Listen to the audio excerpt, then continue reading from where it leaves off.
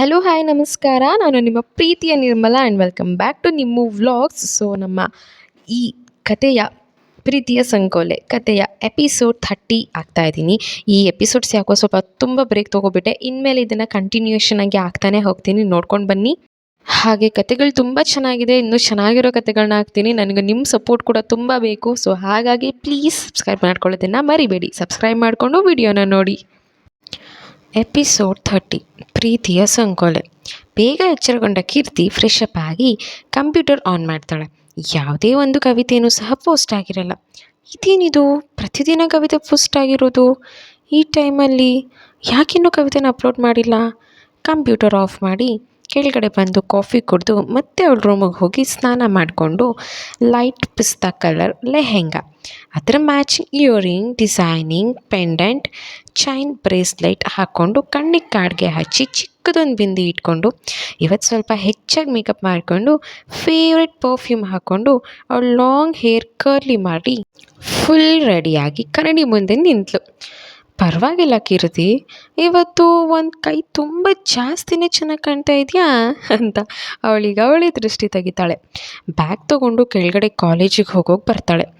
ಎಲ್ಲರೂ dining table ಮೇಲೆ already ಕೂತ್ಕೊಂಡಿರ್ತಾರೆ. ಕೀರ್ತಿ ಬರೋದು ನೋಡಿ, ನನ್ನ ಮಗಳು ಇಷ್ಟು ಬೇಗ ದುಡ್ಡೊಳಗೆ ಬಿಟ್ಲೋ, ಪುಟ ಪುಟ ಹೆಜ್ಜೆ ಇಡೋದಕ್ಕೂ ಬರದೆ ಕಷ್ಟಪಟ್ಟು ನಡೀತಿದ್ಲು.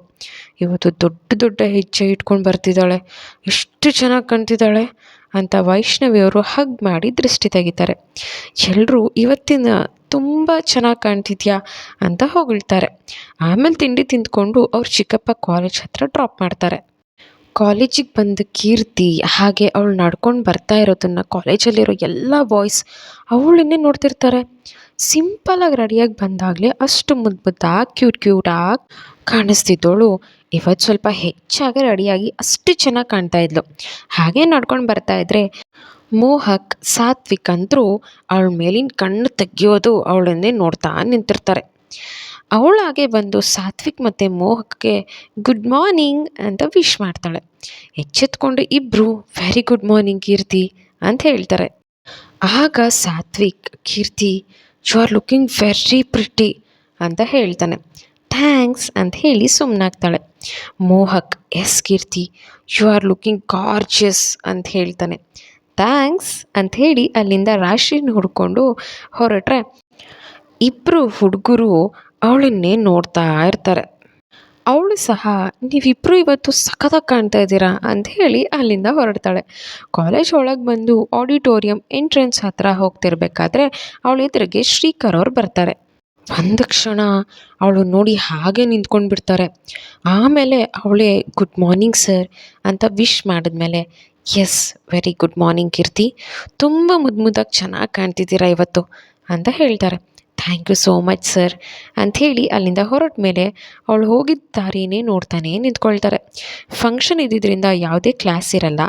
ಸೊ ಎಲ್ಲರೂ ಸಾಂಗ್, ಡ್ಯಾನ್ಸ್, ಆಶುಭಾಷಣ ಇನ್ನಿತರ ಚಟುವಟಿಕೆಗಳಲ್ಲಿ ಮಾಡ್ತಾ ಸಮಯ ಕಳೀತಿದ್ದೇ ಗೊತ್ತಾಗಲ್ಲ. ಹಾಗೆ ಕ್ಲಾಸಲ್ಲಿ ಸಿಂಪಲಾಗಿ ದಸರಾಗೆ ಸಂಬಂಧಪಟ್ಟ ಪುಟ್ಟ ಪುಟ್ಟ ಗೊಂಬೆಗಳನ್ನ ಇಟ್ಟು ಚಾಮುಂಡಿ ತಾಯಿ ವಿಗ್ರಹ ಇಟ್ಟು ಪೂಜೆ ಮಾಡ್ತಿರ್ತಾರೆ. ಕೀರ್ತಿ ಆಗಾಗ ಒಳಮುಂಗುರನ್ನ ಕಿವಿಯಿಂದ ತಳ್ತಾ ಸಿಂಚನ ಜೊತೆ ಮಾತಾಡ್ತಾ ಕೂತಿರ್ತಾಳೆ. ಒಂದು ಕಡೆ ಸಾತ್ವಿಕ್ ನೋಡ್ತಿದ್ರೆ ಇನ್ನೊಂದು ಕಡೆ ಮೋಹಕ್ ನೋಡ್ತಾರೆ. ಮತ್ತೊಂದು ಕಡೆ ಶ್ರೀಕರ್ ಅವ್ರು ನೋಡ್ತಾ ಕೈ ಕಟ್ಟಿ ಒಂದು ಕಡೆ ನಿಂತ್ಬಿಟ್ಟಿರ್ತಾರೆ. ಆಮೇಲೆ ರಾಶಿ ಬಂದು ಕೀರ್ತಿ ಮತ್ತು ಸಿಂಚು ಅವ್ರ ಫ್ರೆಂಡ್ಸ್ ಜೊತೆ ಕೂತ್ಕೊಂಡು ಹಾಗೇ ನಗ್ತಾ ರಾಶಿ ಅವ್ರ ಜೊತೆ ಮಾತಾಡ್ತಾ ಇರ್ತಾಳೆ. ರಾಶಿ ಆಗಾಗ ಮೋಹಕ್ನ ಕಡೆ ನೋಡ್ತಾ ಇರ್ತಾಳೆ. ಅದನ್ನು ಗಮನಿಸಿದ ಕೀರ್ತಿ, ಅಕ್ಕ ನೀವ್ಯಾಕೆ ಆಗಿಂದ ಬರೀ ಮೋಹಕ್ನೇ ನೋಡ್ತಾ ಇದ್ದೀರಾ? ಆಗ ರಾಶಿ, ಹಾಗೇನಿಲ್ಲ, ಇವತ್ತು ಮೋಹಕ್ ತುಂಬ ಚೆನ್ನಾಗಿ ಕಾಣ್ತಾ ಇದ್ದ, ಹಾಗಾಗಿ ಅವನ್ನ ನೋಡ್ತಾ ಇದ್ದೆ. ಸರಿ ಅಂತ ಸುಮ್ಮನಾಗ್ತಾಳೆ. ಆದರೆ ಸಿಂಚನ ಕೀರ್ತಿ ಕಿವಿ ಹತ್ರ ಬಂದು, ರಾಶಿ ಅಕ್ಕ ಮೋಹಕ್ನ ಲವ್ ಮಾಡ್ತಾ ಇದ್ದಾರೆ, ಅವ್ರು ಯಾವಾಗಲೂ ಮೋಹಕ್ನೇ ತುಂಬ ಪ್ರೀತಿಯಿಂದ ನೋಡ್ತಿರ್ತಾರೆ, ಅದನ್ನು ನಾನು ಗಮನಿಸಿದ್ದೀನಿ. ಯಾಕೆ ನೀನು ಗಮನಿಸಿಲ್ವ? ಕೀರ್ತಿಗೆ ನಿಜವಾಗ್ಲೂ ಶಾಕ್ ಆಗುತ್ತೆ. ಆಮೇಲೆ ಆಗಿದ್ದಾಗಲಿ ಅಂತ, ಅಕ್ಕ ನೀವು ಮೋಹಕ್ನ ಲವ್ ಮಾಡ್ತಿದ್ದೀರಾ? ಅವಳು, ಹೌದು, ನಾನು ಅವನ್ನ 3 ಇಯರ್ಸಿಂದ ಲವ್ ಮಾಡ್ತಾಯಿದ್ದೀನಿ. ಕಾಲೇಜ್ ಮುಗಿಯೋ ಟೈಮ್ಗೆ ಹೇಳ್ಕೊಂಡ್ರಾಯ್ತು ಅಂತ ಸುಮ್ಮನೆ ಇದ್ದೀನಿ ಅಷ್ಟೆ ಅಂತ ಹೇಳ್ತಾಳೆ. ಕೀರ್ತಿ ಏನು ಹೇಳಬೇಕು ಅಂತಲೇ ಗೊತ್ತಾಗಲಿಲ್ಲ. ನಾನಿದ್ರ ಬಗ್ಗೆ ಏನಾದರೂ ಮಾತಾಡಿದ್ರೆ ಅವ್ರ ಮನಸ್ಸಿಗೆ ಬೇಜಾರಾಗುತ್ತೆ. ಪ್ರೀತಿ ಮಾಡ್ತಿದ್ದಾರೆ, ಅದರಲ್ಲಿ ತಪ್ಪೇ ಇಲ್ಲ. ಹಾಗಂತ ಕೆಟ್ಟದಾಗಿ ಬೇರೆಯವ್ರ ಥರ ಬಿಹೇವ್ ಮಾಡ್ತಾ ಇಲ್ಲ. ಅವ್ರ ಪ್ರೀತಿನ ಅವ್ರು ಹೇಳ್ಕೊಂಡೂ ಇಲ್ಲ. ಆದರೆ ಮೋಹಕ್ ರಾಶಿ ಅಕ್ಕನ ಲವ್ ಮಾಡ್ತಿದ್ದಾರಾ, ಅದು ಅವ್ರ ಪರ್ಸ್ನಲ್ ವಿಷಯ, ನಂಗೆ ಯಾಕೆ ಅಂದ್ಬಿಟ್ಟು ಹೌದಾ ಸರಿ ಅಕ್ಕ ಅಂದು ಸುಮ್ಮನೆ ಆಗಿಬಿಡ್ತಾಳೆ. ರಾಶಿ ಒಂದು ಡ್ಯಾನ್ಸ್ ಪರ್ಫಾರ್ಮೆನ್ಸ್ ಕೊಟ್ಟಾದ ಮೇಲೆ ಕೀರ್ತಿ ಹತ್ರ ಬಂದು ನೀನು ಒಂದು ಸಾಂಗ್ ಹಾಡು ಅಂತ ಹೇಳ್ತಾಳೆ. ಇಲ್ಲ ಅಕ್ಕ, ಇವತ್ತು ಹಾಡೋದಕ್ಕೆ ನನಗೆ ಇಂಟ್ರೆಸ್ಟ್ ಇಲ್ಲ, ಪ್ಲೀಸ್ ನಂಗೆ ಫೋರ್ಸ್ ಮಾಡಬೇಡಿ. ಆಮೇಲೆ ರಾಶಿ ಏನು ಮಾತಾಡದೆ ಸುಮ್ಮನೆ ಮೋಹಕ್ನ ನೋಡ್ತಾ ನಿಂತು ಕೂತ್ಕೊಂಡ್ರು. ಫಂಕ್ಷನ್ ಎಲ್ಲ ಮುಗಿಸ್ಕೊಂಡು ಆಚೆ ಬರುವಾಗ ಸಾತ್ವಿಕ್ ಕೀರ್ತಿ ನಾನೇ ಮನೆ ಹತ್ರ ಡ್ರಾಪ್ ಮಾಡ್ತೀನಿ ಬಾ ಅಂತ ಕರೀತಾನೆ. ಇಲ್ಲ ಸಾತು, ನೀನು ಹೊರಡು, ನಾನು ಕ್ಯಾಬ್ ಮಾಡ್ಕೊಂಡು ಹೊರಡ್ತೀನಿ ಅಂತ ಹೇಳ್ತಾಳೆ. ಜಾಸ್ತಿ ಫೋರ್ಸ್ ಮಾಡಿದ್ರೆ ಎಲ್ಲಿ ನನ್ನ ಬಗ್ಗೆ ತಪ್ಪು ತಿಳ್ಕೊತಾಳೆ ಅಂತ ಅವನು ಹೊರಡ್ತಾನೆ. ಅವಳು ಕ್ಯಾಬ್ ಬುಕ್ ಮಾಡಿ ವೆಯ್ಟ್ ಮಾಡ್ತಾ ಇರ್ತಾಳೆ. ಡ್ರೈವರು ಬುಕ್ಕಿಂಗ್ನ ಕ್ಯಾನ್ಸಲ್ ಮಾಡ್ತಾನೆ. ಇನ್ನೊಂದು ಬುಕ್ ಮಾಡೋಣ ಅನ್ನೋ ಅಷ್ಟರಲ್ಲಿ ಶ್ರೀಕರ್ ಅವರು ಅವಳನ್ನು ನೋಡಿ, ಕೀರ್ತಿ ಯಾಕೆ ಇನ್ನೂ ಇಲ್ಲೇ ನಿಂತಿದ್ದೀರಾ, ಮನೆ ಹೊರಡಲ್ವಾ? ಹಾಗೇನಿಲ್ಲ ಸರ್, ಫಸ್ಟ್ ಕ್ಯಾಬ್ ಬುಕ್ ಮಾಡಿದ್ದೆ, ಡ್ರೈವರ್ ಕ್ಯಾನ್ಸಲ್ ಮಾಡಿದ್ದಾರೆ, ಇನ್ನೊಂದು ಬುಕ್ ಮಾಡ್ತಾ ಇದ್ದೆ. ಹೌದಾ, ಮಳೆ ಬರೋ ಹಾಗಿದೆ, ನಿಂತ್ಕೋಬೇಡ, ನಾನೇ ಡ್ರಾಪ್ ಮಾಡ್ತೀನಿ ಬಾ. ಬೇಡ ಸರ್ ಪರವಾಗಿಲ್ಲ, ನಾನು ಕ್ಯಾಬ್ ಮಾಡ್ಕೊಂಡು ಹೊರಡ್ತೀನಿ. ನಾನೇ ನಿನ್ನ ಹೊತ್ಕೊಂಡು ಹೋಗ್ತೀನಿ ಅಂತ ಹೇಳ್ತಿಲ್ಲ, ಡ್ರಾಪ್ ಮಾಡ್ತೀನಿ ಆನ್ ದ ವೇ ಅಂತ ಹೇಳ್ತಾ ಇರೋದು. ಬಂದು ಕೂತ್ಕೋ ಅಂತ ಹೇಳಿ ಕಾರ್ ಡೋರ್ ಓಪನ್ ಮಾಡ್ತಾರೆ. ಮುಚ್ಕರದಿಂದ ಕೂತ್ಕೊಂಡು ಅವಳಿಗೆ ರೂಟ್ ಹೇಳ್ತಾರೆ.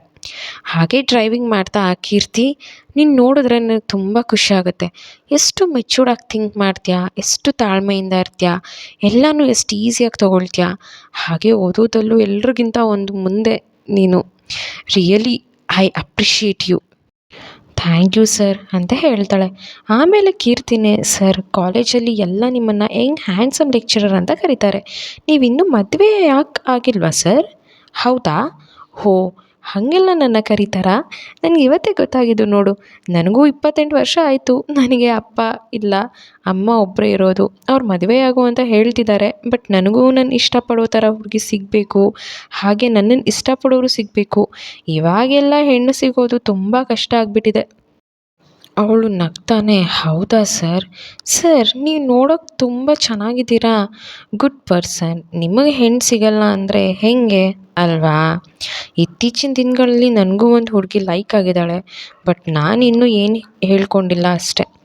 ಸೂಪರ್ ಸರ್, ಮದುವೆ ಏಜ್ ಆಗಿದೆ ಆಲ್ರೆಡಿ, ಆದಷ್ಟು ನಿಮ್ಮ ಪ್ರೀತಿನ ಹೇಳ್ಕೊಂಡು ಮದುವೆ ಆಗಿ ಸರ್ ಅಂತ ಹೇಳ್ತಾಳೆ. ಅವಳು ಹೇಳಿದ ಮಾತಿಗೆ ಅವಳನ್ನೇ ನೋಡಿ ಏನು ಹೇಳಬೇಕು ಅಂತ ಗೊತ್ತಾಗದೆ ಸುಮ್ಮನೆ ಆಗ್ತಾರೆ. ಕೀರ್ತಿ ಅವಳು ಇನ್ನೂ ಎಜುಕೇಷನ್ ಮಾಡ್ತಿದ್ದಾಳೆ, ಹಾಗಾಗಿ ನಾನು ಇನ್ನೂ ನನ್ನ ಅಭಿಪ್ರಾಯ ಹೇಳೋ ವಿಷಯ ತಲೆಗೆ ತಗೊಂಡಿಲ್ಲ. ಅದು ಬೇರೆ ಸ್ವಲ್ಪ ಏಜ್ ಗ್ಯಾಪ್ ಇದೆ, ಅದಕ್ಕೆ ಸುಮ್ಮನೆ ಇದ್ದೀನಿ. ನಿಮ್ಮ ಪ್ರೀತಿ ಪ್ರಾಮಾಣಿಕವಾಗಿದ್ದರೆ ಈ ಏಜ್ ಗ್ಯಾಪ್ ಏನೂ ಪ್ರಾಬ್ಲಮ್ ಇಲ್ಲ ಅಲ್ವಾ ಸರ್? ಸರ್, ನಮ್ಮ ಮಮ್ಮಿಗೂ ನಮ್ಮ ಡ್ಯಾಡಿ 6 ಇಯರ್ಸ್ ಏಜ್ ಗ್ಯಾಪ್ ಇದೆ ಸರ್. ನಿಮ್ಮ ಪ್ರೀತಿ ಪಡೆಯೋಕೆ ಆ ಹುಡುಗಿ ತುಂಬ ಅದೃಷ್ಟ ಮಾಡಿರಬೇಕು ಸರ್. ನಿಮ್ಮ ಒಳ್ಳೆ ಗುಣಕ್ಕೆ ಆ ಹುಡುಗಿ ಸಿಕ್ಕೇ ಸಿಗ್ತಾಳೆ ಸರ್, ಟೆನ್ಷನ್ ಮಾಡ್ಕೋಬೇಡಿ. ಆಗ ಅವ್ರು ನಗ್ತಾನೆ, ಕೀರ್ತಿ ನಿನ್ನ ಲೆಕ್ಚರರ್ ನಾನು, ನನಗೇನೇ ಲವ್ ಬಗ್ಗೆ ಟಿಪ್ಸ್ ಹೇಳ್ಕೊಡ್ತಾ ಇದೆಯಾ? ಅಯ್ಯೋ ಸರ್, ಹಾಗೆಲ್ಲ ಅನ್ಕೋಬೇಡಿ, ಜಸ್ಟ್ ಹೇಳಿದ್ದು ಅಷ್ಟೇ. ನೀವು ಯಾವಾಗಲೂ ಫ್ರೆಂಡ್ಲಿಯಾಗಿ ಮಾತಾಡ್ತೀರಲ್ಲ ಸರ್, ಹಾಗಾಗಿ ಒಂದೆರಡು ಮಾತು ಜಾಸ್ತಿ ಆಗಿಬಿಟ್ಟೆ, ದಯವಿಟ್ಟು ಕ್ಷಮಿಸಿ ಸರ್. ಇರಲಿ ಬಿಡು ಕೀರ್ತಿ, ನಾನು ನಿನ್ನ ಜೊತೆ ಜಸ್ಟ್ ತಮಾಷೆ ಮಾಡಿದ್ದು. ಆಮೇಲೆ ಅವಳು ಏನೊಂದು ಮಾತಾಡ್ದೆ ತಲೆ ತಗ್ಸಿ ಕೂತ್ಕೊಂಡ್ಬಿಡ್ತಾಳೆ. ಆನಂತರ ಮನೆ ಹತ್ರ ಡ್ರಾಪ್ ಮಾಡಿ ಅವಳು bye sir, thank you so much ಅಂತ ಹೇಳ್ತಾಳೆ. ಅವರು ಮತ್ತೆ ಇಟ್ಸ್ ಓಕೆ ಕೀರ್ತಿ, ನೀನು ಇವತ್ತು ತುಂಬ ಚೆನ್ನಾಗಿ ಕಾಣ್ತಿದ್ಯಾ, ಹೋಗಿ ನಿಮ್ಮ ತಾಯಿ ಕೈಯಲ್ಲಿ ದೃಷ್ಟಿ ತೆಗೆಸ್ಕೊ ಅಂತ ಹೇಳಿ ಹೊರಟುಬಿಡ್ತಾರೆ. ಡ್ರೈವಿಂಗ್ ಮಾಡ್ತಾ ಕೀರ್ತಿ ಹೇಳಿದ್ರ ಬಗ್ಗೆ ಯೋಚನೆ ಮಾಡ್ತಾರೆ. ಆದರೂ ಅವ್ರ ಮನಸ್ಸು ತಪ್ಪು ಮತ್ತು ಸರಿ ಗೊಂದಲಗಳ ಗೂಡಾಗುತ್ತೆ. ಆಮೇಲೆ ಡ್ರೈವಿಂಗ್ ಕಂಟಿನ್ಯೂ ಮಾಡ್ತಾರೆ. ಈ ಕಡೆ ಮನೆಗೆ ಬಂದ ಕೀರ್ತಿ ಫ್ರೆಶ್ ಅಪ್ ಆಗಿ ಕಂಪ್ಯೂಟರ್ ಆನ್ ಮಾಡಿದ್ರೆ ಯಾವುದೇ ಕವಿತೆನೂ ಸಹ ಅಪ್ಲೋಡ್ ಆಗಿರೋದಿಲ್ಲ. ಕವಿತೆನ ಓದಿಲ್ಲ, ಇವತ್ತು ಕವಿತೆ ಅಪ್ಲೋಡ್ ಮಾಡಿಲ್ಲ ಅಂತ ಆ ಪೇಜ್ ಮೇಲೆ ತುಂಬ ಬೇಜಾರಾಗಿ ಹೋಗಿ ಬೆಡ್ ಮೇಲೆ ಮಲಗಿಬಿಡ್ತಾಳೆ. ಈ ಕಡೆ ಮನೆಗೆ ಬಂದು ಮೋಹಕಗೆ ನೆಮ್ಮದಿನೇ ಇಲ್ಲ. ಕೀರ್ತಿನ ಬೆಳಿಗ್ಗೆ ಆ ಡ್ರೆಸ್ಸಲ್ಲಿ ನೋಡಿದಾಗಿಂದ ಅವನಿಗೆ ತಲೆ ಕೆಟ್ಟೋಗ್ಬಿಟ್ಟಿದೆ. ಆದಷ್ಟು ಬೇಗ ನನ್ನ ಪ್ರೀತಿ ನಾನು ಹೇಳ್ಕೋಬೇಕು. ಕೀರ್ತಿ ರಾತ್ರಿ ಎಲ್ಲರ ಜೊತೆ ಊಟ ಮಾಡಿ ಅವಳ ರೂಮಿಗೆ ಹೋಗಿ ಮಲಗಿಬಿಡ್ತಾಳೆ. ಅವಳಿಗೆ ಒಂದೇ ಚಿಂತೆ, ಇಷ್ಟು ದಿನದಲ್ಲಿ ಒಂದು ದಿನ ಮಿಸ್ ಆಗದೆ ಇರೋ ಕವಿತೆ ಇವತ್ತು ಯಾಕೆ ಮಿಸ್ ಆಯಿತು ಅಂತ. ಹಾಗೆ ಯೋಚನೆ ಮಾಡ್ದೆ ನಿದ್ದೆಗೆ ಜಾರ್ತಾಳೆ. ಈ ಕಡೆ ಎಚ್ಚರಗೊಂಡ ಕವೀಶ್ ಫ್ರೆಶ್ ಅಪ್ ಆಗಿ ಅಭ್ಯಾಸ ಬರದಂತೆ ಲ್ಯಾಪ್ಟಾಪ್ ಆನ್ ಮಾಡ್ತಾನೆ. ಲ್ಯಾಪ್ಟಾಪ್ನಲ್ಲಿ ಇಲ್ಲದೆ ಇರೋದು ನೋಡಿ ಆಮೇಲೆ 1 ವೀಕ್ ಲ್ಯಾಪ್ಟಾಪ್ ಮುಟ್ಟಬಾರ್ದು ಅಂದ್ಕೊಂಡು ಕೆಳಗಡೆ ಬಂದು ಕಿರಣ್ ಕರ್ಕೊಂಡು ಜಿಮ್ಗೆ ವರ್ಕೌಟ್ ಹೋಗ್ತಾನೆ. ಆನ್ ದ ವೇ ಕಾರಲ್ಲಿ ಕಿರಣ್ ಕವಿಶ್ ಹತ್ರ, ಕವಿ ನಾನು ಕೊಟ್ಟಿರೋ ಐಡಿಯಾ ಈ ಸರಿ ಪಕ್ಕಾ ಸಕ್ಸಸ್ ಆಗುತ್ತೆ. ಆಗ ಇನ್ಮೇಲೆ ನಾವಿಬ್ಬರು ಒಂದೇ ಥರ ಸ್ವಲ್ಪ ಮ್ಯಾಚಿಂಗ್ ಆಗಿರೋ ಥರ shoes, cloth, suit, jeans, T shirt ಎಲ್ಲ ಥರ ಮ್ಯಾಚಿಂಗ್ ಹಾಕ್ಕೊಳ್ಳೋಣ ಕಣೋ. ನಮ್ಮಿಬ್ಬರು ಫ್ರೆಂಡ್ಶಿಪ್ ನೋಡಿದ್ರೆ ಬೇರೆಯವರೆಲ್ಲ ಹುರ್ಕೋಬೇಕು. ಓ, ಎಲ್ಲ ಮ್ಯಾಚಿಂಗಾ, ಇನ್ಕ್ಲೂಡಿಂಗ್ ಇನ್ಸೈಡ್ ಕ್ಲಾತ್ ಆಲ್ಸೋ ಅಂತ ಓರೆಗಣ್ಣಲ್ಲಿ ಅವನು ನೋಡ್ತಾನೆ. ಆಗ ಕಿರಣ್ಗೆ ಫ್ಲ್ಯಾಶ್ ಆಗಿ, ಹಾಂ ಸಾರಿ ನಾನು ಆ ಥರ ಹೇಳಿಲ್ಲ ಅಂಥೇಳಿ ಸುಮ್ಮನೆ ಆಗ್ತಾನೆ. ನಿನ್ನ ಜೊತೆ ಯಾರು ಬೆಳಿಗ್ಗೆ ಮಂಗಳಾರತಿ ಮಾಡಿಸ್ಕೊಳ್ತಾರೆ ಅಂತ ಮನಸಲ್ಲೇ ಗೊಂಗಾಡ್ತಾನೆ. ತನ್ವಿ ಹೇಗಾದರೂ ಮಾಡಿ ಕವಿಶ್ನ ಪ್ರೀತಿಯಲ್ಲಿ ಬೀಳಿಸ್ಕೊಳ್ಬೇಕು ಅಂತ ಹಠ. ಅವನೇ ಬಂದು ನನ್ನ ಪ್ರೀತಿ ಮಾಡಬೇಕು, ಹಾಗೆ ನಾನು ಮಾಡಬೇಕು, ಏನು ಮಾಡೋದು ಅಂತ ತಲೆ ಕೈ ಹೊತ್ಕೊಂಡು ಕೂತ್ಕೊತಾಳೆ. ವರ್ಕೌಟ್ ಮುಗಿಸ್ಕೊಂಡು ರಿಟರ್ನ್ ವಿಲ್ಲಾಗೆ ಬಂದು ಫ್ರೆಶ್ ಅಪ್ ಆಗಿ ಇಬ್ಬರು ಟಿಫಿನ್ ಮುಗಿಸ್ಕೊಂಡು ಕಾಲೇಜ್ ಹತ್ರ ಹೋಗ್ತಾರೆ. ಕ್ಲಾಸ್ ಒಳಗಡೆ ಹೋಗಬೇಕು ಅನ್ನೋ ಅಷ್ಟರೊಳಗಡೆ ತನ್ವಿ ಓಡ್ ಬಂದು ಕವಿಶ್ನ ಬೇಕು ಅಂತ ತಪ್ಕೋಬೇಕು ಅಂತ ಫಾಸ್ಟಾಗಿ ಬರ್ತಾಳೆ. ಅದನ್ನು ಗಮನಿಸಿದ ಕವಿಶ್ ಇಮ್ಮಿಡಿಯೇಟಾಗಿ ಆ ಜಾಗದಿಂದ ಕಿರಣ್ನ ತಳ್ಳಿಬಿಡ್ತಾನೆ. ಕಿರಣ್ನ ಗಟ್ಟಿಯಾಗಿ ಹಗ್ ಮಾಡಿ, ಐ ಲವ್ ಯು ಕವೀಶ್ ಅಂತ ಹೇಳ್ತಾಳೆ. ಕಿರಣ್ ಸಿಟ್ಟು ಮಾಡಿಕೊಂಡು ಅವಳನ್ನು ಜೋರಾಗಿ ತಳ್ಳಿ, ಆರ್ ಯು ಮ್ಯಾಡ್ ಅಂತ ಕೂಗಾಡ್ತಾನೆ. ಕವಿಶ್ ಅಂತೂ ಒಳಗೆ ನಗ್ತಾನೆ ಇರ್ತಾನೆ. ಅವಳು ಅವನ ನೋಡಿ, ಸಾರಿ ನೀನಾ, ನಂಗೆ ಗೊತ್ತೇ ಆಗಲಿಲ್ಲ ಅಂತ ಹೇಳ್ತಾಳೆ. ಕಿರಣ್ಗೆ ಅದೆಲ್ಲಿತ್ತೋ ಸಿಟ್ಟು. ಇನ್ನೊಂದು ಸರಿ ನನ್ನ ಹಾಗೆ ನನ್ನ ಫ್ರೆಂಡ್ ತಂಟೆಗೆ ಬಂದರೆ ನಿನ್ನ ಸುಮ್ಮನೆ ಬಿಡಲ್ಲ. ಏನು ಮಾಡ್ತೀಯ? ಏನು ಮಾಡೋಕ್ಕಾಗಲ್ಲ. ನಾನು ಯಾರು ಅಂತ ನಿನಗೆ ಸರಿಯಾಗಿ ಗೊತ್ತಿಲ್ಲ. ಒಂದು ಸಾರಿ ಹೋಗಿಬಿಟ್ಟು ಗೂಗಲಲ್ಲಿ ರಾಜೇಂದ್ರ ಶೆಟ್ಟೀಸ್ ಫ್ಯಾಮಿಲಿ ಅಂತ ಚೆಕ್ ಮಾಡು. ನನ್ನ ಇಡೀ ಫ್ಯಾಮಿಲಿ ಬ್ಯಾಕ್ಗ್ರೌಂಡ್ ನಿನಗೆ ಗೊತ್ತಾಗುತ್ತೆ ಅಂತ ವ್ಯಂಗ್ಯವಾಗಿ ಹೇಳ್ತಾಳೆ. ಹೇ, ನೀನು ಯಾರಾದರೆ ನನಗೇನೋ, ಆ್ಯಕ್ಚುಲಿ ನಿನಗೆ ನಾವ್ಯಾರು ಅಂತ ಸರಿಯಾಗಿ ಗೊತ್ತಿಲ್ಲ ಅನಿಸುತ್ತೆ. ನಾವು ಯಾರು ಅಂತ ಗೊತ್ತಾದರೆ ನೀನೇ ನಮ್ಮ ತಂಟೆಗೆ ಬರಲ್ಲ. ಅವ್ನು ಮನಸ್ಸು ಮಾಡಿದರೆ ಇಷ್ಟೊತ್ತಿಗಾಗಲೇ ನಿನಗೆ ಕಾಲೇಜಲ್ಲೇ ಇರ್ತಿರಲಿಲ್ಲ. ಆದರೆ ಹೆಣ್ಣು ಅನ್ನೋ ಒಂದೇ ಕಾರಣ, ಅವನು ಹೆಣ್ಣನ್ನು ತುಂಬ ಗೌರವಿಸೋ ಕಾರಣದಿಂದ ನೀನಿನ್ನೂ ಇದೇ ಕಾಲೇಜ್ನಲ್ಲಿ ಕಂಟಿನ್ಯೂ ಆಗಿದ್ಯಾ. ಏನೋ ನಮ್ಮ ದೇಶದ ಹುಡುಗಿ ಪಾಪ ಅಂತ ಸುಮ್ಮನೆ ಇದ್ದರೆ ತುಂಬ ಅತಿಯಾಗಿ ಆಡ್ತಾ ಇದೆಯಾ. ಆ ರೋಸಿನ ನೋಡಿ ಕಲ್ತ್ಕೋ. ಕವಿ ಬಿಡಿಸಿ ಸ್ನೇಹ ಭಾವದಿಂದ ಹೇಳಿದ್ದಕ್ಕೆ ಅರ್ಥ ಮಾಡಿಕೊಂಡು ಒಳ್ಳೆ ಫ್ರೆಂಡ್ಶಿಪ್ಪಲ್ಲಿದ್ದಾಳೆ. ತುಂಬ ಕೋಪ ಮಾಡಿಕೊಂಡು ಅದನ್ನೆಲ್ಲ ಹೇಳ್ತಾನೆ. 1 ಸೆಕೆಂಡ್ ಬಾಯಿ ಮುಚ್ಕೊಂಡು ಸುಮ್ಮನೆ ನಿಂತ್ಕೊಳ್ತಾಳೆ. ಆಗ ಕಿರಣ್, ನನ್ನ ಕೋಪನೇ ಇಷ್ಟು ನಿನಗೆ ಹೆದರಿಸುತ್ತೆ ಅಂದರೆ ಇನ್ನು ನಿನ್ನ ಕವಿಶ್ನ ಕೋಪ ನೋಡಿದ್ರೆ ಅಷ್ಟೇ. ನೋಡಲ್ಲಿ ಅಷ್ಟು ತಾಳ್ಮೆಯಿಂದ ಸುಮ್ಮನೆ ನಿಂತಿದ್ದಾನಲ್ಲ, ನಿನ್ನ ಜಾಗದಲ್ಲಿ ಯಾವುದಾದ್ರೂ ಗಂಡಿದ್ದಿದ್ರೆ ಅವನ ಕತೆ ಏನಾಗ್ತಿತ್ತು ಅಂತ ನೀನು ಊಹೆ ಕೂಡ ಮಾಡ್ಕೊಳಕ್ಕಾಗಲ್ಲ ಅಂತ ಹೇಳಿ ಗೆಟ್ ಔಟ್ ಅಂತ ಜೋರಾಗಿ ಹೇಳ್ತಾನೆ. ಅವಳಲ್ಲಿ 1 ಸೆಕೆಂಡ್ ಸಹ ನಿಲ್ಲದೆ ಅಲ್ಲಿಂದ ಹೊರಟು ಬಿಡ್ತಾಳೆ.